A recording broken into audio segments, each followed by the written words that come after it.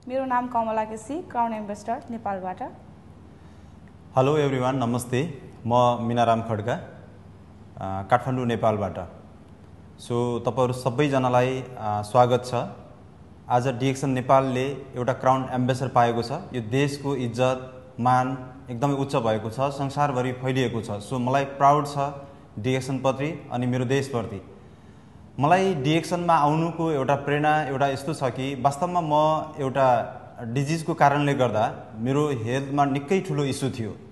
सायद यो भिडियोले धेरै मान्छेको जीवनमा परिवर्तन आउन सक्छ कि मेरो स्किनमा धेरै ठुलो समस्या थियो अनि ग्यास्ट्राइटिसको समस्या थियो र मेरो ब्लडमा इन्फेक्सन भइसकेको थियो।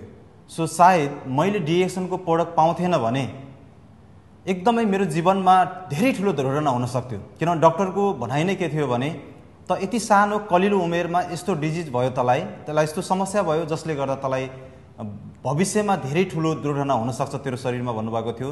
त्यही बखतमा मेरो आदरणीय स्पोन्सर एकजना सिन्धुपाल्चोकको साथी मेरो आदरणीय गुरुले मलाई रिफर गर्नुभयो कि प्रोडक्ट, सायद मेरो जीवनमा धेरै ठुलो चमत्कार आयो जो यसको प्रोडक्टले मलाई प्रेरणा गर्यो कि डिएक्सन इन्डस्ट्रीमा आउनको लागि। म थ्याङ्क यू सो मच भन्न चाहन्छु उहाँलाई। र साथमा वास्तवमा आज भन्यो भने धेरैवटा डिएक्सन कम्पनी र यही प्रोडक्टको कारणले गर्दा, यही सिस्टमको कारणले गर्दा आज संसारका धेरैवटा देशमा विश्व भ्रमण गर्ने अवसर मिलेको छ मलाई। सो म तपाईहरुलाई फाइनल्ली मेरो तर्फबाट तपाईहरुलाई म मेरो म्यासेज के दिन चाहन्छु भने धेरै मान्छेहरूले भन्ने गर्नुहुन्छ कि डिएक्सन कम्पनी सायद मलाई पनि मेरो फ्यामिली कम्फर्टेबल, मेरो तपाईको चाहिँ देश कम्फर्टेबल या कुनै पनि मेरो एरिया कम्फर्टेबल भएको भए म पनि सफल हुन्थे होला। सायद मसँग एजुकेसन भएको भए म सफल हुन्थे होला। धेरै मान्छेहरूको यस्तो भनाइ हुन्छ, गुनासो हुन्छ। तर मेरो सन्देश के छ भने एज अ क्राउन एम्बेसडरको हिसाबले मेरो सन्देश के हो भने वास्तवमा डिएक्सन जुनसुकै परिस्थितिमा पनि गर्न सकिन्छ। तपाईँ कुन परिवारबाट हुनुहुन्छ, कुन जगतबाट हुनुहुन्छ, कुन इतिहास बोकेर आउनु भएको छ त्यसले म्याटर गर्दैन। तपाईसँग कुन सर्टिफिकेट छ, कलेजको सर्टिफिकेट छ, डिग्रीको सर्टिफिकेट छ, कुन सर्टिफिकेट छ, सर्टिफिकेटले म्याटर गर्दैन। कुनै पनि कल्चरले, कुनै पनि रिजनले, कसैले पनि म्याटर गर्दैन। त गर्छ तपाईको सोच, तपाईको विचार। तर मेरो चाहिँ म्यासेज सन्देश के छ भने वास्तवमा भन्ने हो भने तपाईसँग चाहना हुनुपर्छ। तपाईसँग चाहना छ भने, तपाईसँग इच्छा शक्ति छ भने तपाईले संसारको कुनै पनि कुनामा, चाहे नेपालमा बस्नुस्, चाहे संसारको देश बाहिर बस्नुस्, कहीँ पनि बस्नुस्, कुनै पनि परिस्थितिमा हुनुस्, तपाईले यो व्यवसाय गर्न सक्नुहुन्छ।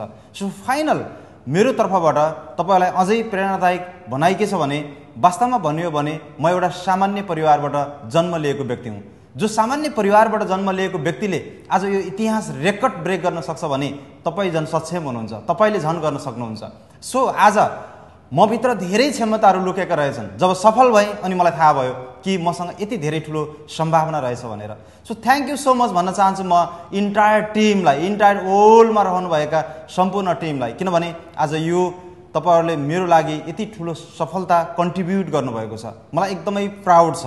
सो फाइनल्ली तपाईहरुलाई म भन्न चाहन्छु कि तपाईले वास्तवमा भन्यो भने डिएक्सन कम्पनी आजसम्म बुझ्नु भएको थिएन, सुन्नु भएको थिएन, देख्नु भएको थिएन, इट्स ओके। तर आज थाहा पाउनु भयो नि, अहिले थाहा पाउँदै हुनुहुन्छ नि। तपाईले आजदेखि सुरुवात गर्नुस्, अब सुरु गर्नुस्, आजदेखि जोइन हुनुस् ताकि व्यवसायलाई प्रमोट गर्नुस्। तपाईले सायद थाहा नहुन सक्छ यो business one world one market हो, वान कन्सेप्ट हो, वान ड्र्यागन हो।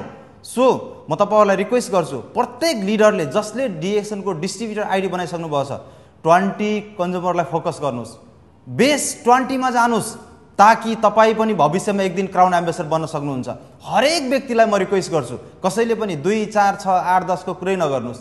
20 यु सुड फोकस 20%।